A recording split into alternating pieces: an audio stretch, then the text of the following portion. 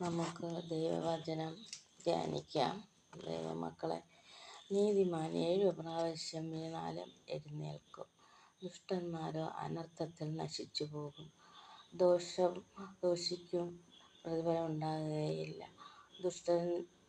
ദുഷ്ടന്റെ വിളക്ക് കെട്ടുപോകും.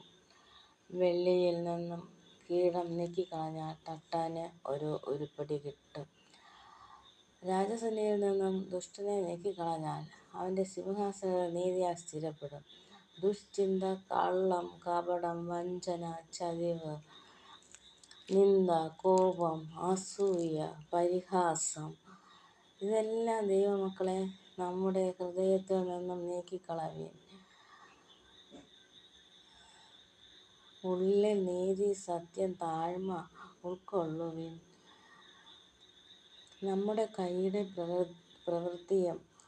പ്രവൃത്തികളും നമ്മളെ ഉള്ളിൽ ആത്മാവ് വസിക്കാൻ വേണ്ടി ദൈവഹിതപ്രകാരം ചെയ്യുകയും പരിശുദ്ധാത്മാവിന് നമ്മൾ ദുഃഖിപ്പിക്കാതെ വണ്ണം പരിശുദ്ധാത്മാവിന് നമ്മുടെ ഉള്ളിൽ സ്ഥാപിക്കുവിൻ.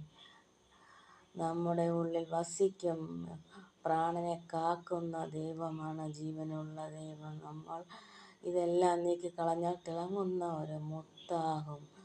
ആ വെള്ളി ഉരുപ്പടിയിൽ നിന്ന് ആ കീടങ്ങളെല്ലാം മാറി ഒരു ഉരുപ്പടി വെള്ളി, പരിശുദ്ധമായ വെള്ളി നമുക്ക് മെനഞ്ഞെടുക്കാം.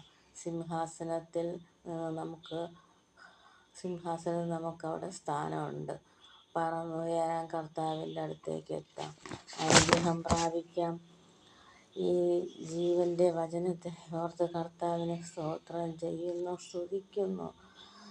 ദൈവമക്കളെ, ദൈവസഭയെ ഉയർത്താൻ തക്കവണ്ണം നമ്മുടെ മനസ്സിനെ, നമ്മുടെ ആത്മാവിനെ, നമ്മളെ ജഡത്തെ ഉപേക്ഷിച്ച് താഴ്ത്തി പ്രാർത്ഥിക്കുവിൻ. അവിടുന്ന് ഈ എളിയവളുടെ പ്രാർത്ഥന അങ്ങ് കേട്ടതിനായി സ്തോത്രം. ദൈവവചനം ധ്യാനിച്ചതിനായി നന്ദി കർത്താവേ. ഇതുവരെ ദീർഘായുസ്സോടുകൂടെ വഴി നടത്തിയതിന് നന്ദി അപ്പച്ച. പുലരും വരെ കാത്തതിന് നന്ദി യേശുവേ.